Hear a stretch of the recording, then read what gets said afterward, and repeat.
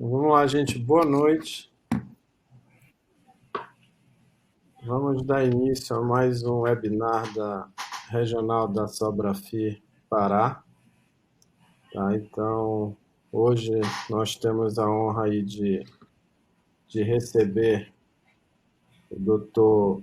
Valmor Arede Córdova Júnior, né? Lembro do nome dele completo, pois foi meu orientando, tive o prazer de orientá-lo na graduação. Tá? E antes de concluir a apresentação, só respondam no chat aí, estão todos me ouvindo, todos visualizando a apresentação do Valmor aí?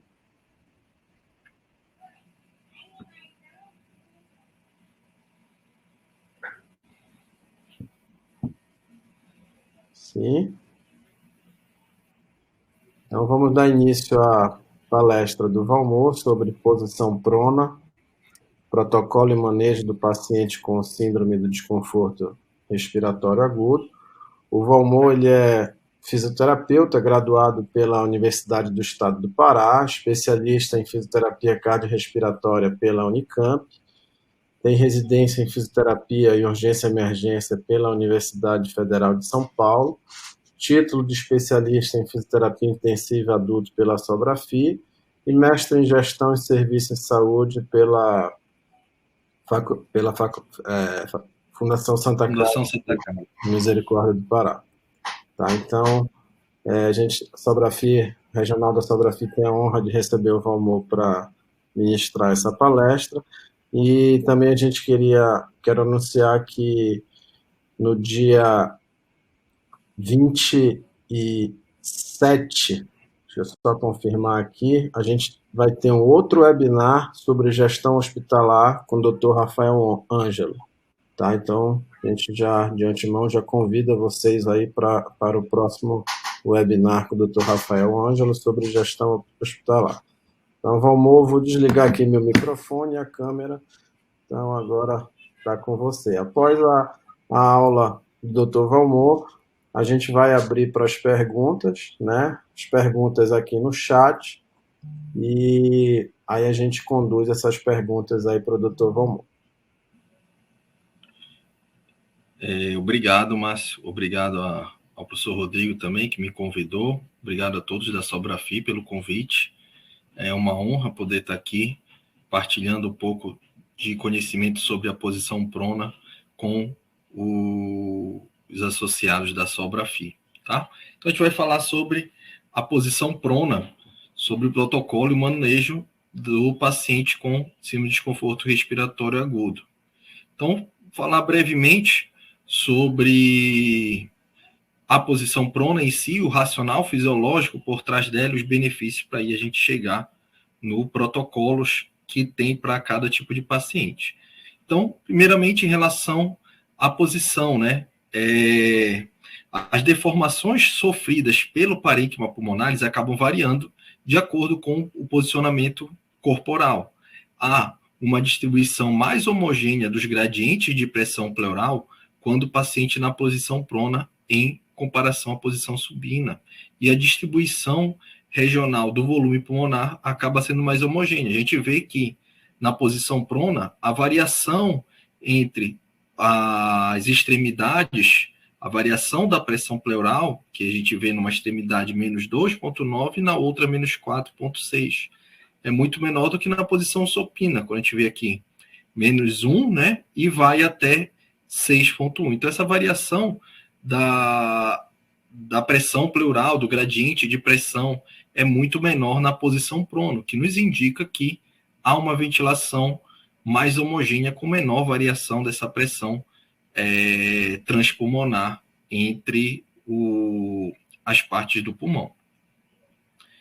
Quando a gente tem um paciente em posição prona também, a gente tem um aumento da área pulmonar não dependente e uma redução da área pulmonar dependente. A gente vê aqui na posição supina que em torno de 40% está na área não dependente, né? Aquela que acaba tendo uma melhor ventilação, enquanto na posição prona a gente tem aqui um aumento dessa área de ventilação, nessa área não dependente, para em torno de 60%, melhorando a área pulmonar ventilada, aumentando essa área pulmonar de troca gasosa. Além disso, a gente tem a influência tanto do coração quanto da pressão abdominal, as diferenças entre a posição supina e a posição prona. O coração, por exemplo, na posição supina, ele repousa em cima do parênquima pulmonar. Quando este coração na posição prona, o coração acaba aqui repousando em cima da região do externo, permitindo uma maior facilidade de ventilação, de aeração desta área aqui. Ou seja, você tem uma menor influência de compressão do coração em cima das regiões pulmonares.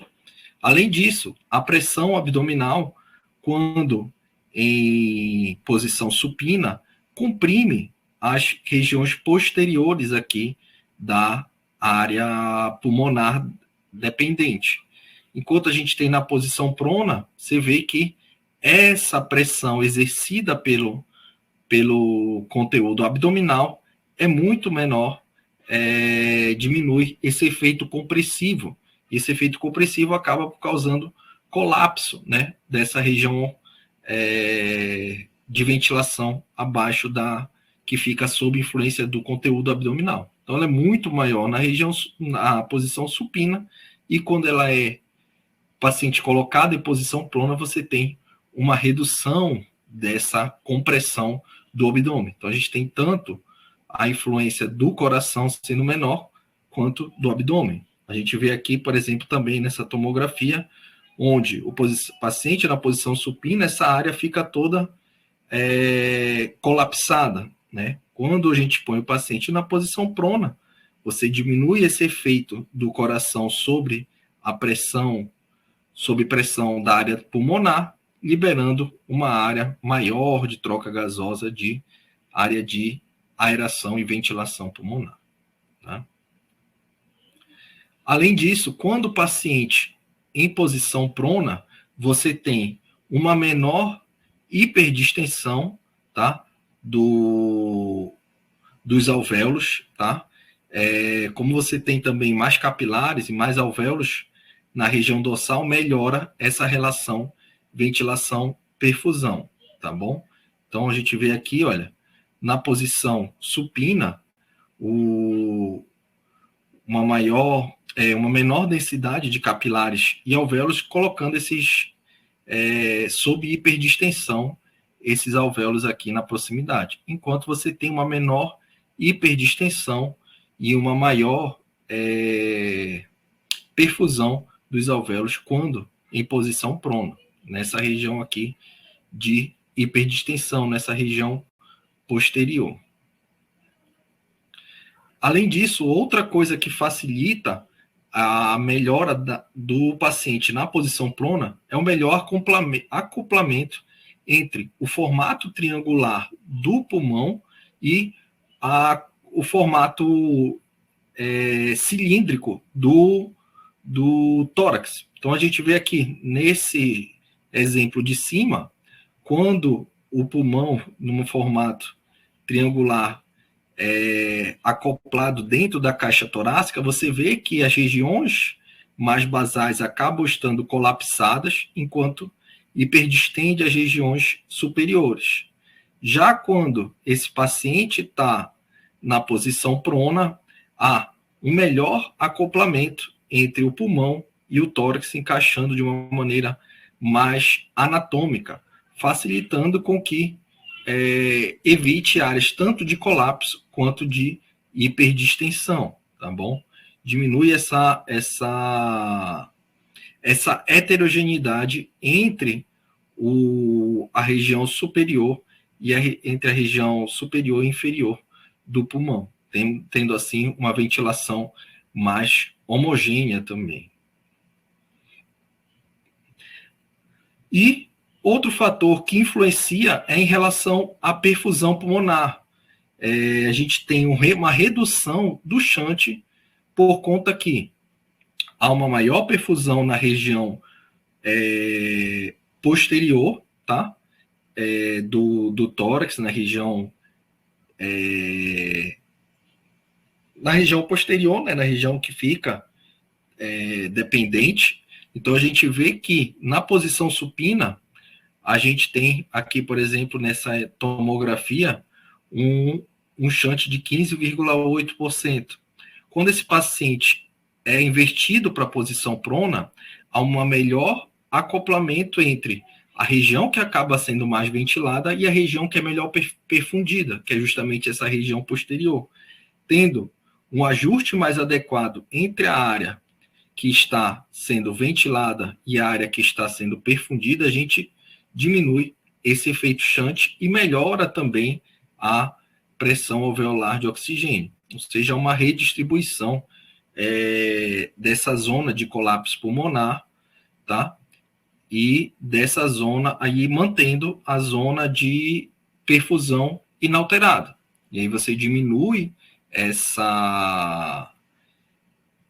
esse shunt que tem no paciente com SARA, devido a essa redução do colapso e essa maior acoplamento entre a área que está melhor ventilada e a área que está melhor perfundida, causando a redução do shunt. E aqui só para enfatizar novamente, né, na posição prona há uma distribuição mais homogênea do ar e há uma necessidade de uma pressão transpulmonar menor para insuflar o pulmão. Então a gente vê aqui nos gráficos como há uma maior homogeneidade da ventilação, da expansão pulmonar na região prona, enquanto aqui na posição supina há uma maior variabilidade de ventilação, de expansibilidade desse pulmão, de acordo com a posição supina. Então, ou seja, o que nos mostra é que aqui há uma ventilação mais heterogênea, tá? Necessitando de pressões maiores em algumas áreas para conseguir insuflar o pulmão. Enquanto na posição prona, a ventilação acaba sendo mais homogênea, mais próxima, tanto na região dependente quanto na região não dependente. E aqui nesse outro gráfico ele nos mostra que, por exemplo, o alvéolo na região supino fica hiperdistendido na região anterior, enquanto há um colapso na região dorsal, tá? E aí na prona a gente vê aqui o que está exemplificado nesse gráfico, numa ventilação mais homogênea entre a região ventral e a região dorsal do pulmão, tá certo? Então, a gente tem aqui que o racional da posição prona envolve todos esses componentes. Ele tem um efeito protetor, tá? Reduzindo a incidência de ventilação induzida, de lesão induzida pela ventilação, já que minimiza a quantidade de unidades colapsadas e também de unidades hiperdistendidas, ao ofertar para o paciente uma melhor homogeneidade da ventilação, há uma melhora da relação ventilação-perfusão, na feita que, quando o paciente é colocado em posição prona, a região dorsal posterior, que é mais perfundida, acaba também melhorando a ventilação dessa área e diminui o shunt causado, né, no pulmão. Há uma redução também do efeito compressivo, tanto do coração quanto do abdômen na região dorsal do pulmão. Então, esse efeito massa que é do coração e do conteúdo abdominal é reduzido em cima do pulmão. Há um aumento da área pulmonar também não dependente, como a gente falou, uma distribuição mais homogênea da ventilação e pressões transpulmonares menores são necessárias para fazer a ventilação do paciente, e o acoplamento anatômico entre pulmão triangular e o tórax cilíndrico na posição prona. Então, todos esses fatores são o que estão por trás do racional fisiológico que justifica a posição prona. E, consequentemente, a gente vê nos estudos como impactos clínicos que a gente tem uma redução da lesão induzida pela ventilação mecânica devido a essa melhor homogeneidade da ventilação, diminuição da mortalidade, maior sucesso no desmame e melhora na troca gasosa, tanto com o aumento da oxigenação, da PaO2, como uma redução da hipercapnia. Esses são os impactos clínicos que até então a gente tem de evidência científica devido à posição prona dos pacientes críticos e SARA. Então, a gente vê que o uso da posição prona, os primeiros relatos que a gente tem, datam de 1976. A gente vê que era uma prática, a posição prona, pouco usada, né, na nossa prática clínica por muito tempo. Eu, por exemplo, sou formado em 2009 e atuo na área da terapia intensiva desde então, e a gente via muito pouco a posição prona ser usada. Ela era usada somente como uma terapia de resgate, tá? Então, olha, a gente vê aqui que ele evidencia com o paciente virando em 180 graus, como o uso de posições extremas, que no caso era a posição prona. Então, o que faltava? Por que ela era tão pouco usada? Porque faltava evidências de desfechos clínicos e assistenciais para uma manobra considerada arriscada, considerada dentro do ambiente da terapia intensiva. Faltava para a gente benefícios que fossem palpáveis do ponto de vista clínico, como impacto no desfecho de alta, impacto na mortalidade, no tempo de internação, entre outros fatores. Ou seja, faltavam esses benefícios mais considerados, não somente, não adiantava nada esse paciente, por exemplo, ter uma melhora, uma redução do shunt, uma melhora da oxigenação, como elevação da PaO2, uma necessidade de parâmetros ventilatórios menores, se isso não impactasse nos desfechos funcionais desse paciente, nos desfechos clínicos. E aí, saiu em 2013 o estudo ProSERVA, que foi um divisor de águas do uso da posição prona na terapia intensiva. Então, ele trouxe para a gente que até então a gente não tinha impacto.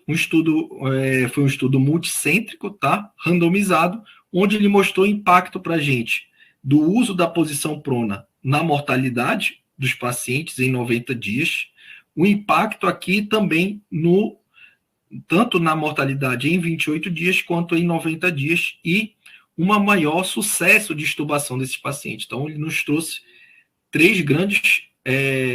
dois grandes fatores impactantes para indicar o uso da posição prona, que é uma redução da mortalidade e um maior sucesso de taxa de extubação. Tá? E aí, eles concluíram quais foram os pacientes que foram feitos esse estudo com paciente com SARA grave, com SARA e hipoxemia grave, através de uma relação PaO2-FO2 menor que 150, tá? Com FO2 maior que 60 e PIP maior que 5. E eles mostraram que o uso da posição prona feita precocemente e por sessões relativamente longas trouxe benefício, impacto nessa redução da taxa de mortalidade e no sucesso da extubação. Então, o que a gente tinha até então? A posição prona sendo usado como uma terapia de resgate desses pacientes, ou seja, uma última tentativa de evitar a mortalidade dos pacientes. E esse estudo mudou completamente o uso da posição prona. Tá? Ele começou a ser usado de maneira precoce, em até 72 horas, e por sessões relativamente longas. Em média, nesse estudo do ProSERVA, ele foi usado em média de 17 horas, em posição prona. Então, para quem, quando e como utilizar a posição prona? Então, a gente tem, através desse estudo, a indicação de posição prona, que é o que se tem de maior evidência para casos de SARA moderada grave, com uma PaO2 FiO2 menor que 150 e uma FiO2 maior que 60. E a gente viu hoje, recentemente, né, devido à pandemia, ser muito usada também nos pacientes com Covid-19 que evoluíram para também SARA moderada grave. Destaquei aqui, mas também acaba sendo paciente de Covid que evoluem para o quadro de SARA com esses mesmos parâmetros. Então, a principal indicação é a relação PaO2-FiO2 menor que 150 e com o uso de uma FiO2 maior que 60 e uma PIP maior que 5.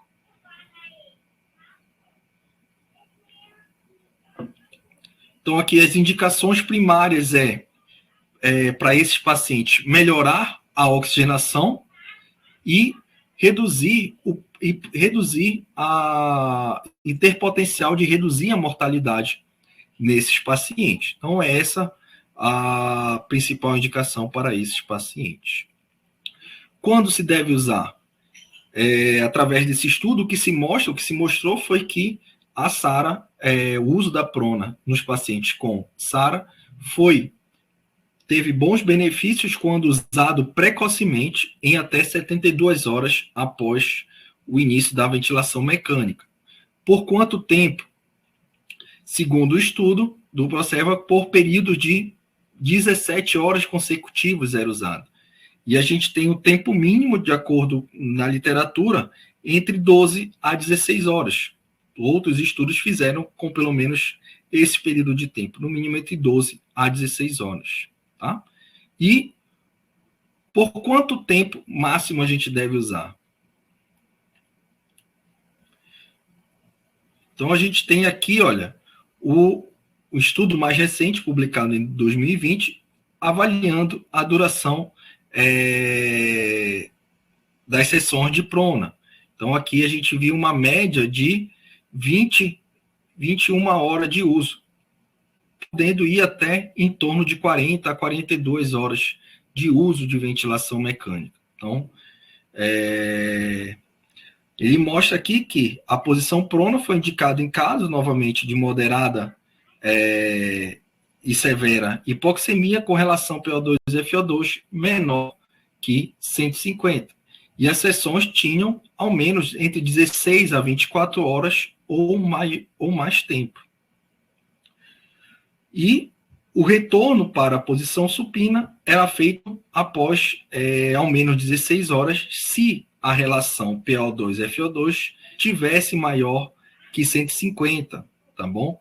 E a posição prona ela era interrompida quando a PO2 e FiO2 permanecia acima de 150. Então, eles concluíram nesse estudo aqui da duração de posição prona que a resposta fisiológica na posição prona requer ao menos 24 horas de uso da posição prona. Eles sugerem que a posição prona, a duração de uma sessão dure ao menos 24 horas, podendo ser estendida caso a relação PO2 e FiO2 permaneça abaixo de 150, tá bom? Então, eles usaram como um fator de manutenção essa relação estando abaixo de 150, tá bom? E no caso de eventos de PO2 e FiO2 abaixo de 150, após retornar para a posição supina, eles sugerem implementar uma nova sessão de posição prona por pelo menos mais de 24 horas. Então, eles recomendam pelo menos entre 16 a 24 horas. A gente tinha até então uma recomendação entre 12 a 16 horas e atualmente essa recomendação está aumentando, principalmente por conta de quê? De que quando você fazia uma sessão em torno de 12 a 16 horas, muitas vezes essa decisão é tomada durante o dia, tendo que esse paciente retornar para a posição supina durante o período noturno.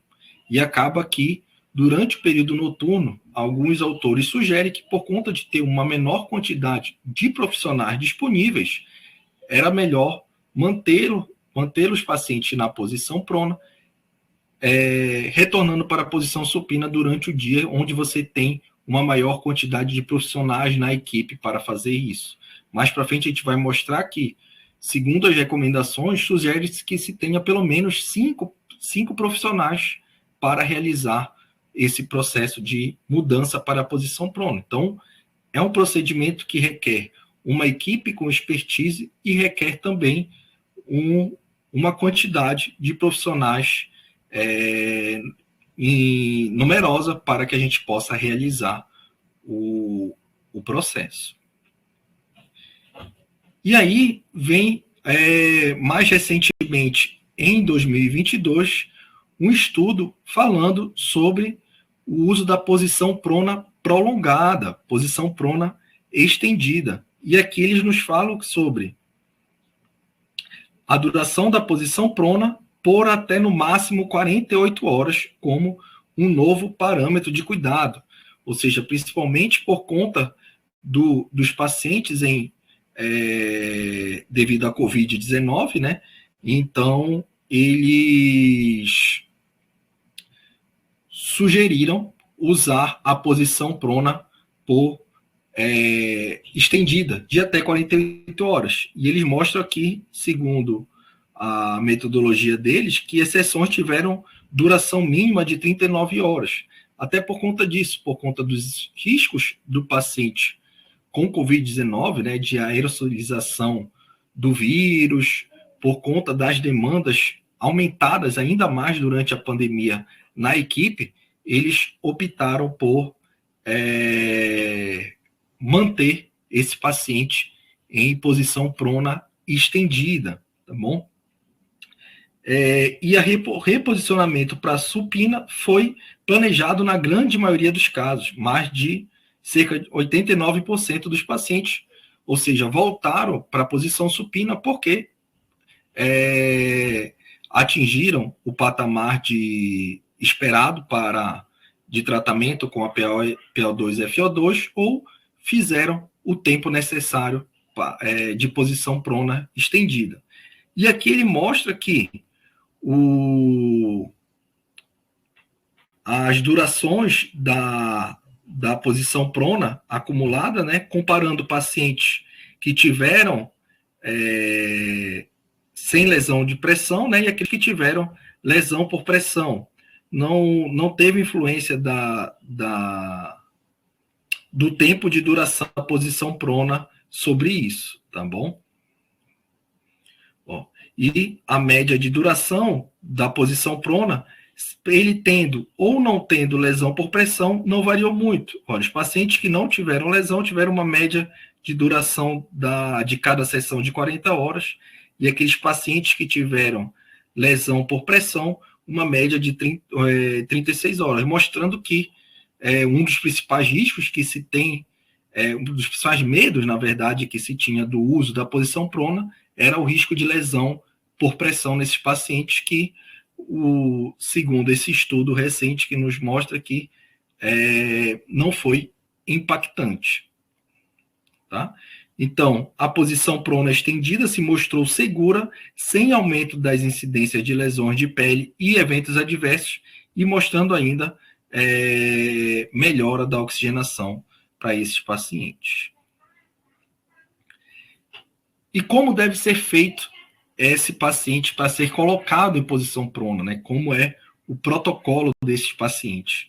Então, é necessário uma equipe que seja bem treinada para realizar esse procedimento, onde se sugere que pelo menos a quantitativo de 5 pessoas, onde se tenha 2 profissionais de cada lado e um na cabeça para cuidar tanto do tubo orotraqueal quanto de alguns outros dispositivos conectados no paciente, como catéter de acesso central. Inicia-se primeiro os ajustes do leito, tá?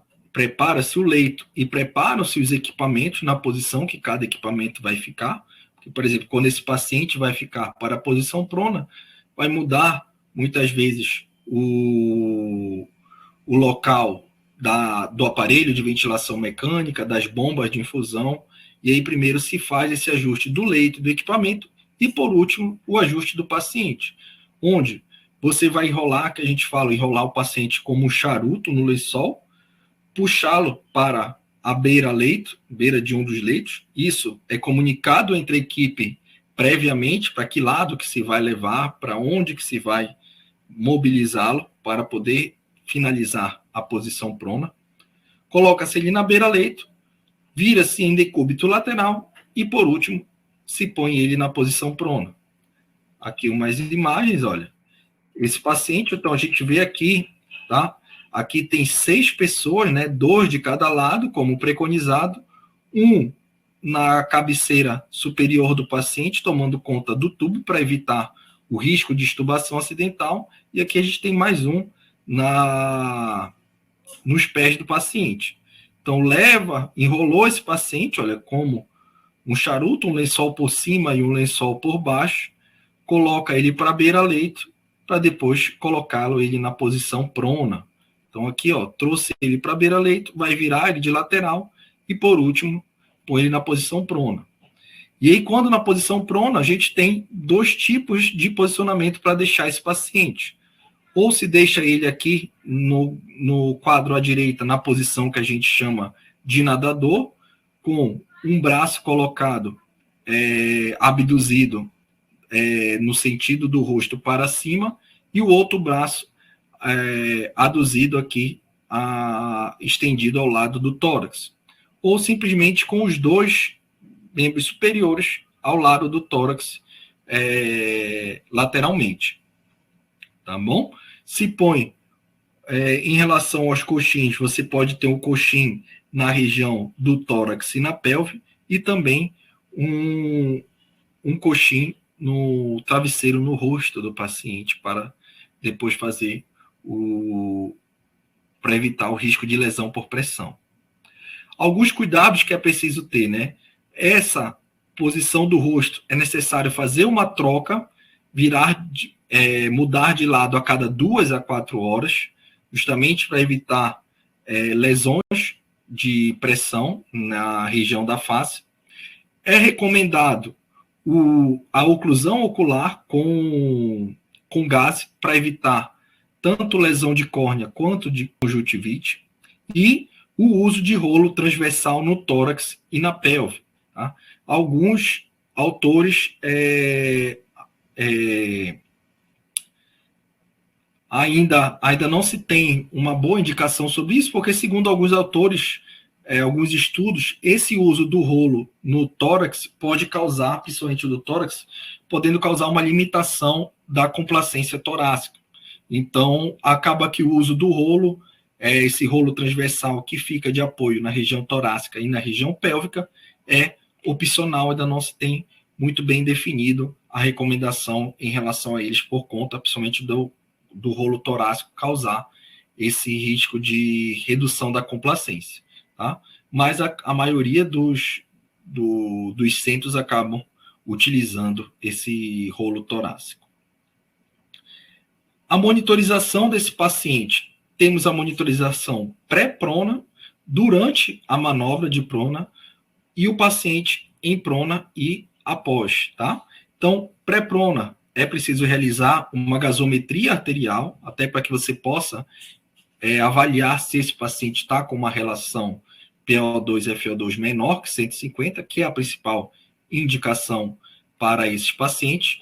Monitorização de sinais vitais, ajuste dos parâmetros ventilatórios, monitorização hemodinâmica e da sedação, para evitar qualquer caso de agitação desse paciente durante a manobra. E a monitorização hemodinâmica também, para evitar riscos de hipotensão arterial durante e após a manobra. Durante a manobra, realizar monitorização de oximetria de pulso e pressão arterial, e recomenda-se aumentar a FO2 para 100%. após o paciente estar em prona, novamente as mesmas monitorizações realizadas pré-prona. Gasometria arterial, sinais vitais, sedação e hemodinâmica e parâmetros ventilatórios. Deve-se realizar essa monitorização imediatamente após a prona, tá? 1 hora depois, antes de retornar para supino e 4 horas após retornar para supino. Essas monitorizações aqui relatadas são relacionadas à gasometria arterial, tá bom? 1 hora após a prona, após a prona realizar a monitorização de sinal vital, sedação, hemodinâmica e parâmetros ventilatórios, gasometria arterial 1 hora depois, antes de retornar para supino, e 4 horas após para supino, porque principalmente para verificar se não houve novamente queda da PaO2, tá? Para ver se, por exemplo, se houver uma queda, pode retomar após essas 4 horas novamente o paciente para a posição prona, se tiver um efeito de perda de queda dessa relação PaO2-FO2. E as monitorizações tradicionais feitas na UTI pela equipe de enfermagem continuada, tá? Quais são as contraindicações para a posição prona? A gente tem apenas como contraindicação absoluta fratura instável da coluna vertebral. As demais contraindicações são contraindicações relativas, como instabilidade hemodinâmica, feridas abdominais abertas, politraumatismo, cirurgia cardiotorácica recente e aumento da pressão intracraniana. E quando que a gente deve interromper o uso da posição prona? Quando esse paciente apresenta, ele é respondedor, ou seja, ele apresenta uma melhora da oxigenação, tá? Com manutenção dessa relação PaO2-FO2 maior que 150, após 4 horas de retorno para supino. Por isso que é importante fazer aquela medida da gasometria arterial 4 horas após você retornar esse paciente para a posição supina. Esse paciente manteve uma relação acima de 150, então ele respondeu e você pode interromper. Caso em até 12, 24 horas ele volte a cair, você é reavaliado juntamente com a equipe a necessidade de voltar para a posição prona. Uma queda da PaO2-FO2 maior que 20% em relação à medida inicial em supino, ou seja, nesse caso, quando o paciente apresenta uma piora do quadro na posição prona do que em relação à posição supina, você deve interromper o uso da posição prona. E complicações de alto risco durante a manobra da posição prona ou após ele estar em posição prona. Que são essas complicações de alto risco consideradas na literatura? O paciente apresentando uma extubação acidental, uma saturação menor que 85% ou uma PaO2 menor que 55% por mais de 5 minutos, com o paciente numa FO2 a 100%, quadro de hemoptise, quadro de parada cardiorrespiratória, uma frequência cardíaca menor que 30 por mais de 1 minuto e uma pressão arterial sistólica menor que 60 por mais de 5 minutos. Esses são os critérios considerados como complicações de alto risco para o paciente durante e após a prona. Então, se o paciente apresentar alguma dessas alterações, deve-se interromper o uso da posição prona. Quais são os critérios de responsividade desse paciente? Como é que a gente pode dizer que esse paciente é responsível, melhora com a posição prona? É feito através da avaliação da variabilidade da relação PaO2-FO2. E aí você tem o paciente que tem uma resposta forte, que é quando ele tem um aumento na relação PaO2-FO2 maior que 20% do basal que ele estava antes de fazer a prona. O respondedor moderado, quando ele tem um aumento na relação PaO2 ou FiO2, mas esse aumento é menor que 20%. E o paciente não respondedor, que é quando ele tem uma queda na relação PaO2-FiO2. E aqui agora eu vou apresentar algumas situações especiais e a tomada de decisão em relação à prona. Paciente com ECMO, devemos pronar?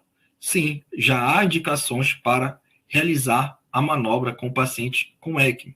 No entanto, deve ser realizado com uma equipe ainda maior, enquanto na prona tradicional com 5 pessoas, aqui até 8 pessoas, tá bom? Em vez de 2 pessoas em cada lado, a gente tem até 3 pessoas em cada lado, novamente na cabeceira, cuidando do tubo orotraqueal, e nas linhas femorais da ECMO, tá bom? Então, esse que vai ficar responsável pela ECMO, pelas linhas da ECMO, deve estar atento ao fluxo da ECMO e ao risco de deslocamento das linhas femorais.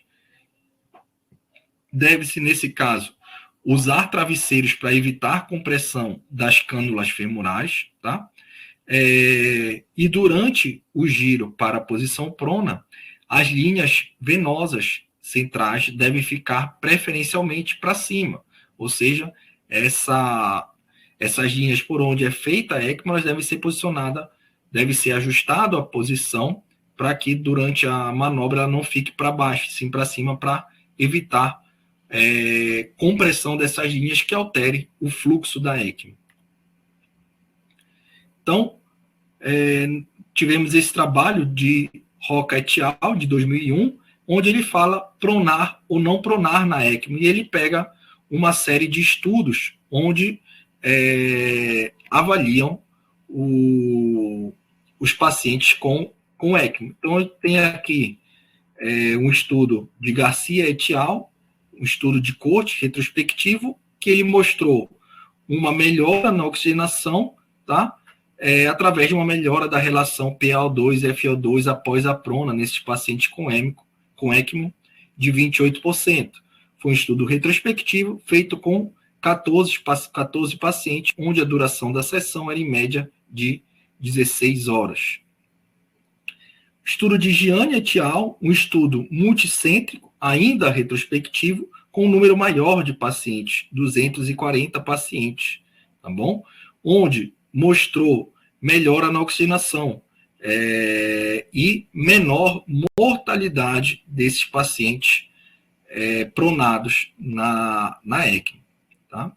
Aqui ele mostra, o início foi após média de 4 dias, quer dizer, de uso de ECMO, e a duração da posição prona teve uma média de 15 horas, variando entre 12 a 18 horas.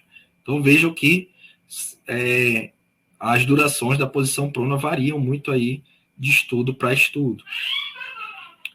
E os outros trabalhos que ele mostrou, também a gente tem trabalho aqui como de Hilling et al., também o estudo retrospectivo, tá? Com 38 pacientes, onde a duração das sessões de prona teve uma média de 19 horas e meia, onde aqui não mostrou diferença na sobrevivência, na sobrevida de pacientes que fizeram a ECMO. E, por último, ele mostrou aqui o estudo de Franchino et al., o único estudo prospectivo, né, com 21 pacientes, seguiu o mesmo parâmetro dos estudos da Proceva, com 16 horas de duração da posição prona, onde ele mostrou aqui um aumento da complacência durante a posição prona. Tá? E a PIP ótima desses pacientes foi determinada pela a tomografia de impedância elétrica sendo menor na posição prona, ou seja, devido a essa melhora da complacência, melhora da homogeneidade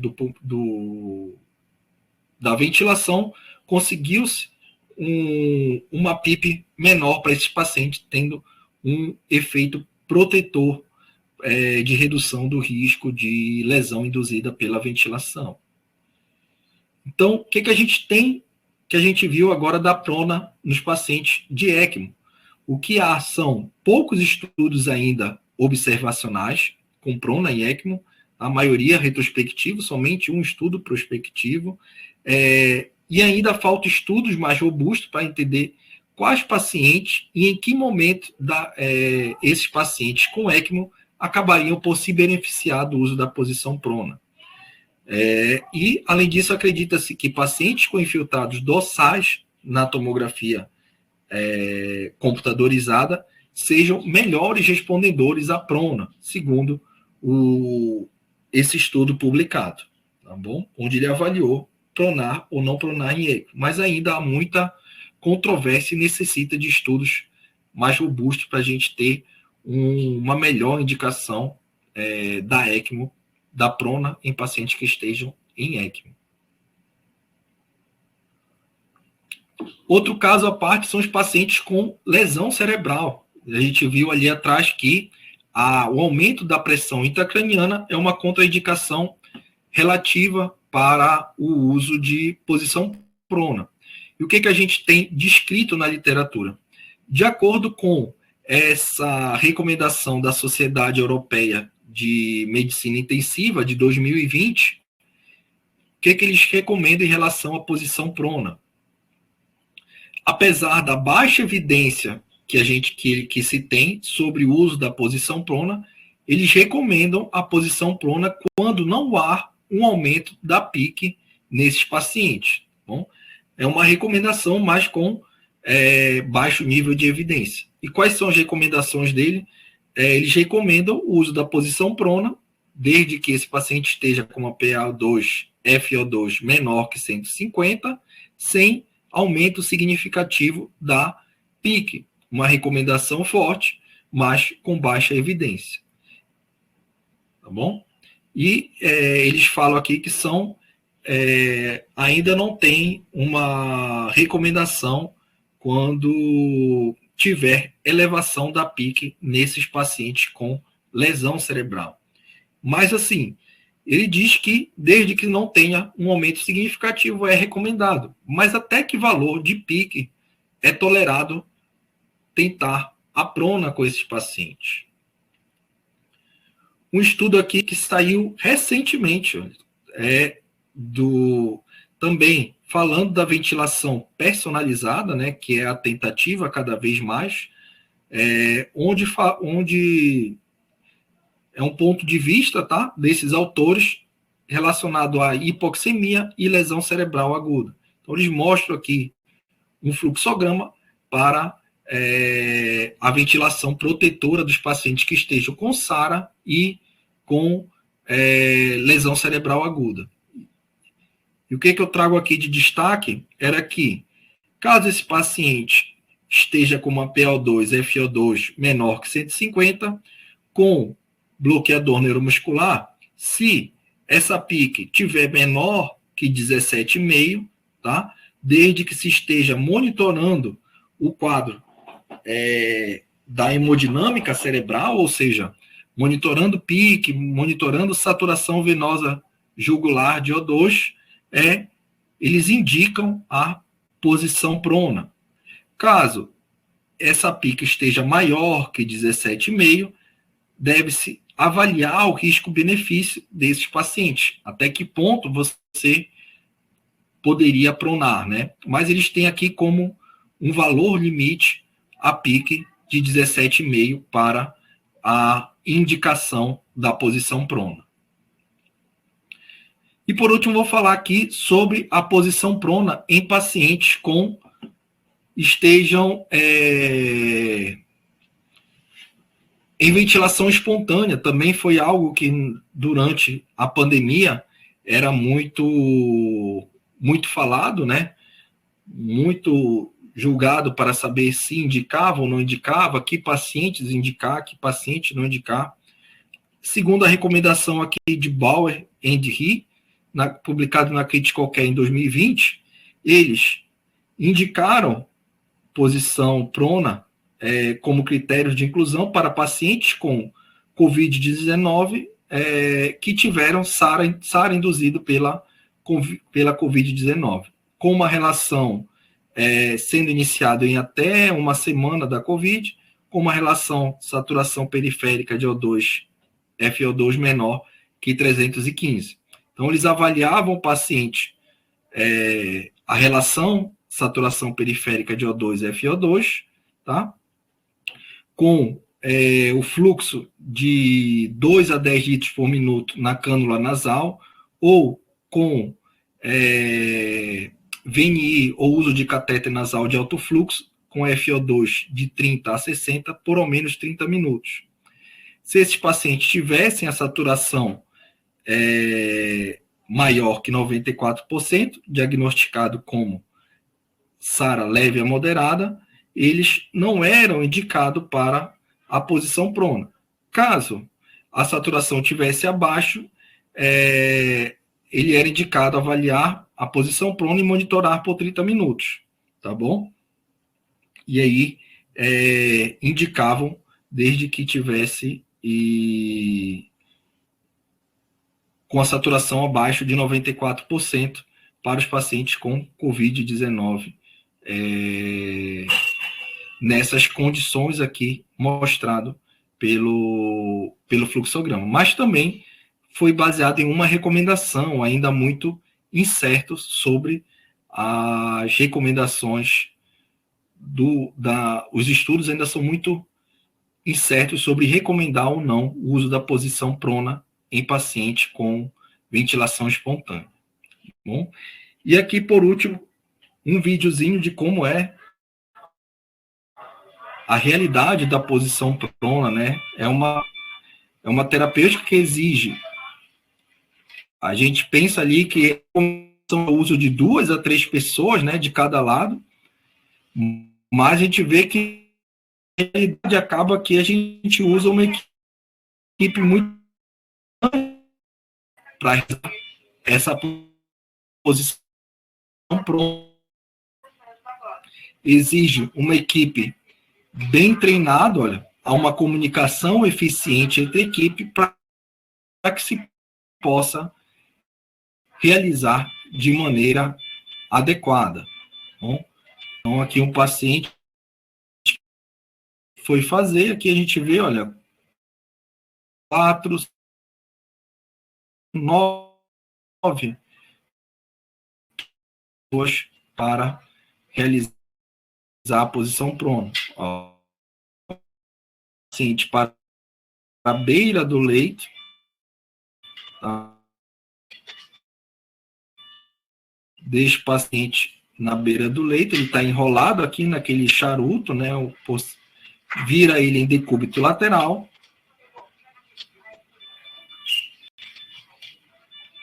E, por fim,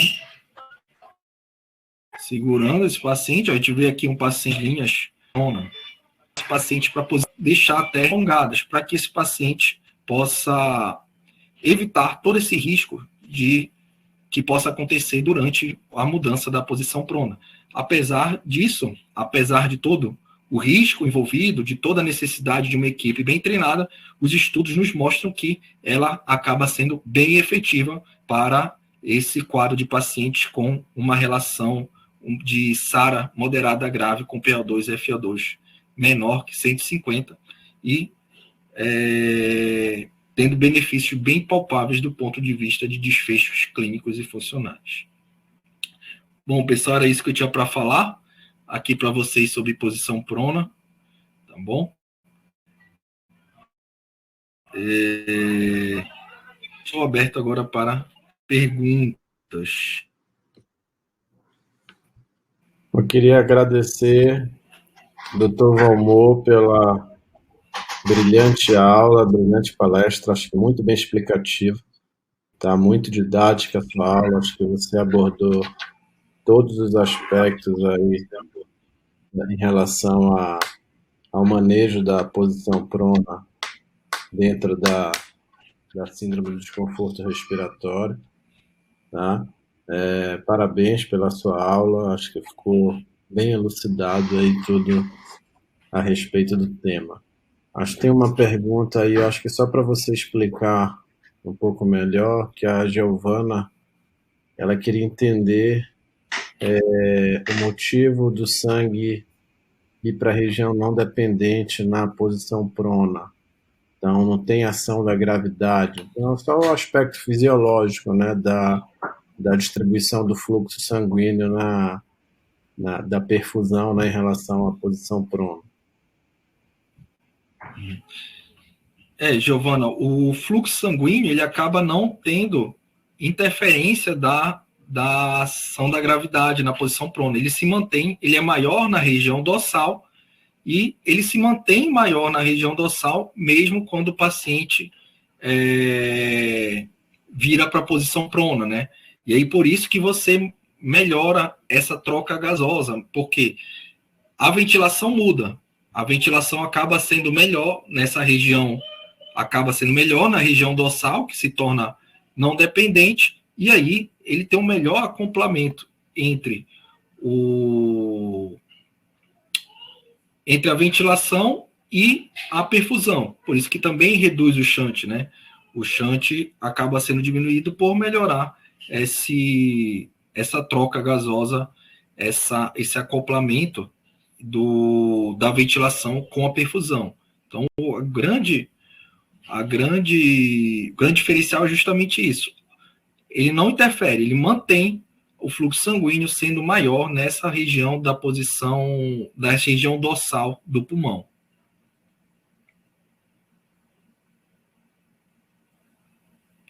Ficou esclarecido aí, Giovana? Acho que você até mostrou um slide, né, que você tem uma melhora significativa da perfusão, né, quando você coloca o paciente na falava do shunt lá, deixa eu ver se eu coloco aqui de novo.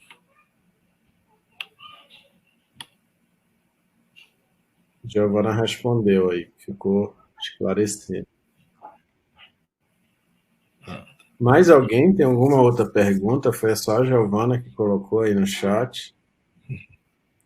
Enquanto o pessoal perde a vergonha aí, eu vou prosseguir aí.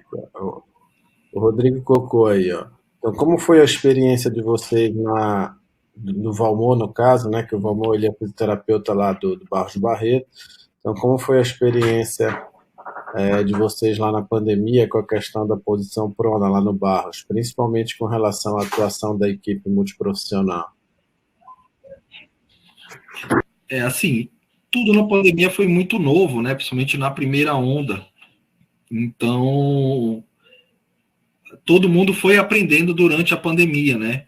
No início a gente ainda tinha muito receio, né? Muito medo do que poderia acontecer, mas era um período também que a gente não podia esperar muito ter, digamos assim, publicações, né? Estudos robustos para que a gente conseguisse indicar. Então a gente foi muito por o racional fisiológico que se tinha em cima da posição prona, né? Pelas indicações que a gente tinha, que veio a partir desse estudo do ProServa ali, de recomendar para pacientes com a relação PO2-FO2 menor que 150, e a gente via que esses pacientes com COVID evoluíam para um quadro de SARA. Então, a posição prona foi algo que a gente usou muito na prática, né? Como mostrei lá no último vídeo, né, tinha um receio muito maior pelo risco de contaminação, então tinha um cuidado muito maior. A equipe estava bem unida, estava bem envolvida, então a gente conseguiu até administrar bem essa questão do posicionamento em prona com a equipe, que a gente viu que tinha um envolvimento muito maior, então a gente conseguia, no momento da posição prona, a equipe estava ali bem colaborativa, né, para fazer a terapêutica, e muitas vezes a gente até, por conta desse risco e por conta de todo o trabalho de despronar, a gente já implementava às vezes umas sessões mais longas, deixando esse paciente, se o paciente estivesse estável, um pouco mais num período mais prolongado ali, de até 24 horas em prona, para justamente evitar essa mudança frequente, né? E foi uma coisa que se popularizou muito durante a pandemia, né? Até então, como falei, apesar daquele estudo de 2013, do ProServa, onde mudou a indicação, para ser uma indicação mais precoce, como a gente vê tudo na terapia intensiva, né?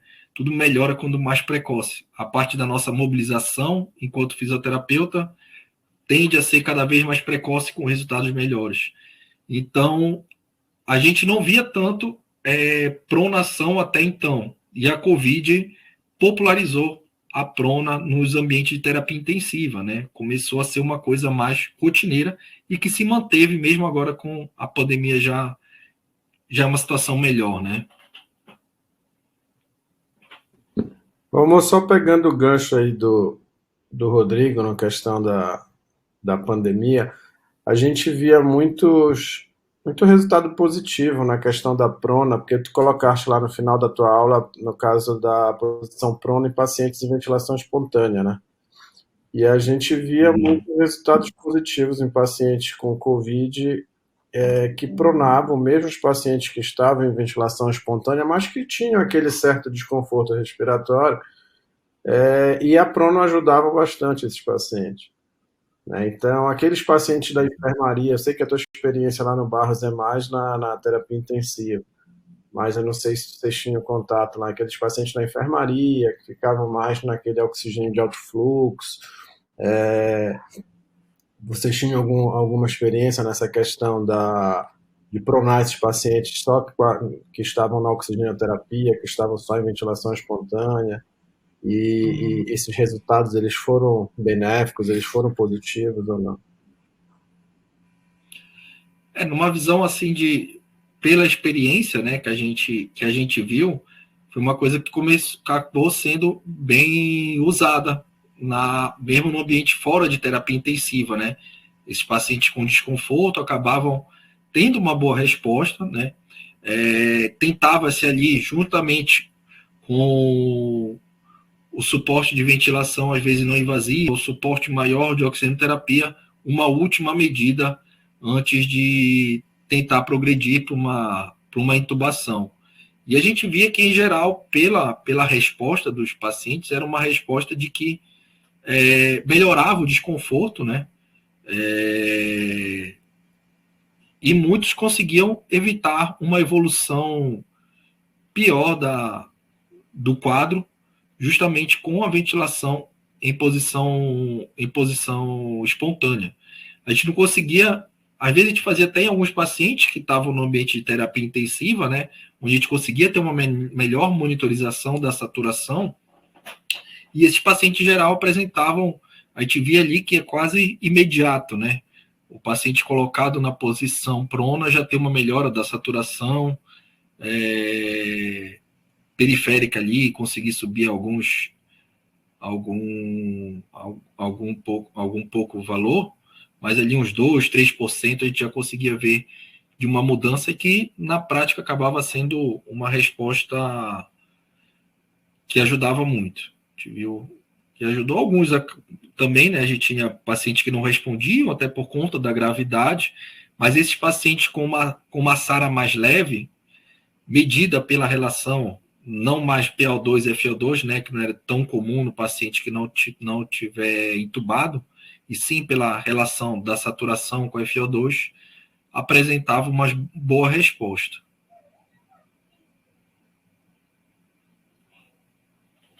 Eu não estou te ouvindo. Aqueles pacientes que eles não tinham uma melhora na relação PO2-FO2 após a primeira tentativa de pronação. Apesar de a gente saber que a literatura ela recomenda você prosseguir, né, tentar realizar novas tentativas, mas na prática a equipe multiprofissional lá do Baixo Barreto, ela se sentia motivada, vocês faziam uma nova tentativa de prono nesses pacientes, não só na pandemia, mas de uma maneira geral, nos pacientes com síndrome de desconforto? Isso aí a gente fazia, né? Isso aí precisa muito da troca, né? De conhecimento entre a equipe, porque às vezes você não tem um efeito ali de melhora logo do paciente, né? Mas a prona acaba também tendo o efeito protetor de reduzir o risco de lesão induzida pela ventilação, justamente por manter uma ventilação mais homogênea. Às vezes você pode não ter uma resposta na PaO2 imediata, mas você está promovendo uma ventilação mais homogênea, mais segura para esse paciente, né? Então, desde que esse paciente não tivesse uma queda crítica, né, da relação, uma maior estabilidade hemodinâmica, ele se mantivesse estável, a gente mantinha a terapêutica da prona quando indicado para esse paciente, e principalmente ali nesse momento precoce, né? Aí fazia 2, 3 sessões, a gente vê que em média as sessões de prona ali são entre 3 a 6 sessões, né? Então, a gente mantinha justamente por ter uma discussão boa entre a equipe multiprofissional e entender desse efeito protetor, né, que a prona pode ter na homogeneização da ventilação e não somente em busca de uma resposta ali imediata de aumento da PaO2.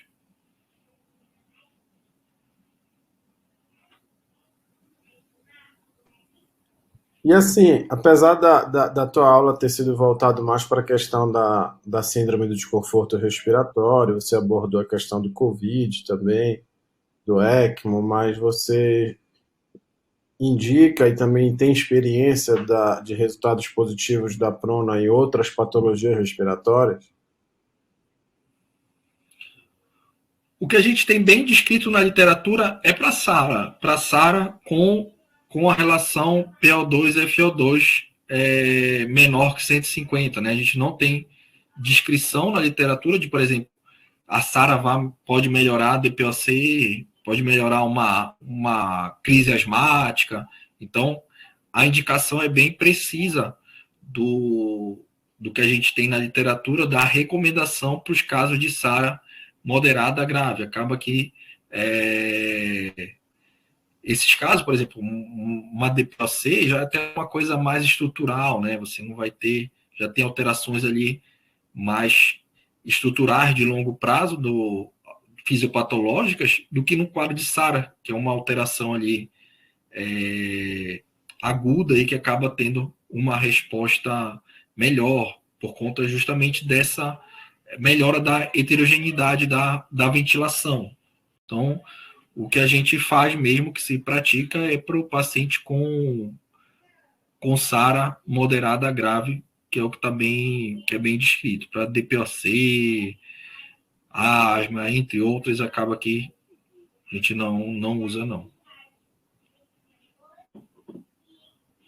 Legal, acho que está bem elucidado. Queria saber se mais alguém do chat tem mais alguma pergunta a fazer para o professor, para o doutor Valmor. A gente ainda tem aí, pelo tempo disponibilizado pela sociedade, a gente ainda tem aí mais 20 minutinhos para explorar a expertise aí do Valmor, tá? Mas eu acho que ficou muito bem claro, tanto os aspectos fisiológicos quanto as evidências científicas abordadas pelo Valmor aí em relação ao manejo clínico da posição prona no paciente com síndrome do desconforto respiratório.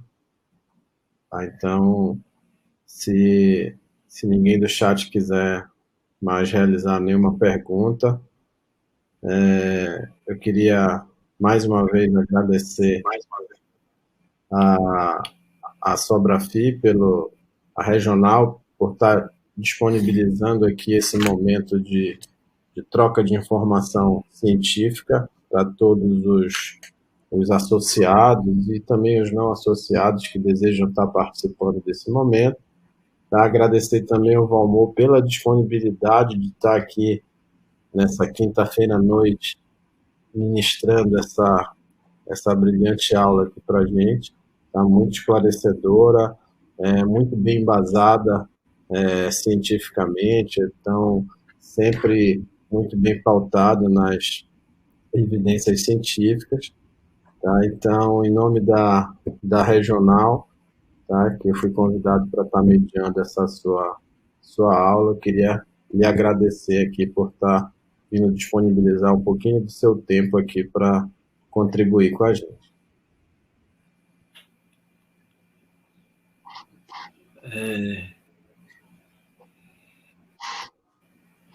Eu que agradeço, Márcio. Agradeço a ti, a todo o pessoal aí que está à frente da Sobrafi por esse momento, né? Esse momento sempre de troca de ideias, de conhecimento é sempre importante a gente estar discutindo aqui as evidências científicas que a gente tem, né?